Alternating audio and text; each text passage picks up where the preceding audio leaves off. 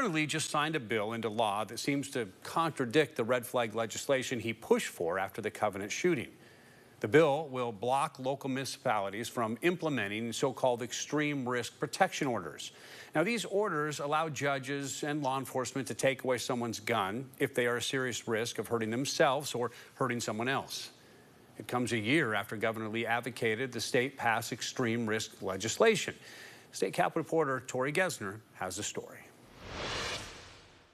It was a common sentiment leading up to last year's special session coming from Governor Bill Lee. A person that has shown that they are a real threat to themselves or to others, that person, that individual should not have access to firearms. The Extreme Risk Protection Order, which lets judges and police temporarily take guns away from someone who's at risk of hurting themselves or others, was a priority item for Governor Lee ahead of the special session last summer. And according to a 2023 Vanderbilt poll, an idea 72% of Tennesseans surveyed supported. We've made it really clear that we've proposed this piece of legislation, and the General Assembly will analyze that. After the Republican supermajority said they wouldn't support it, the governor dropped the idea before special session started. Just yesterday, Governor Lee appearing to change his tune, signing a bill banning local municipalities from passing extreme risk protection orders he advocated for a year prior.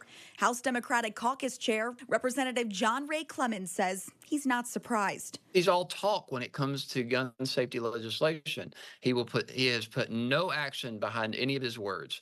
His own friend was murdered at the Covenant School, and he did absolutely nothing to better protect her, those in a similar position to her, or children in our schools. Republicans previously argued they have passed legislation to keep kids safe, including a law allowing armed teachers. They say this new bill is about upholding the Second Amendment and keeping the law consistent across the state. If we allow every city, every county, every subdivision of the state to adopt their own idea of what they think is the best ex parte extreme risk protection order, we're going to have people that don't know what the law is when they cross the state line or they cross the city limit line. Reporting in Nashville, I'm Tori Gessner.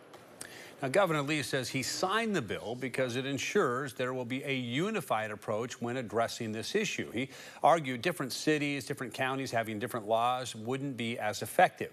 The law went into effect yesterday with the governor's signature.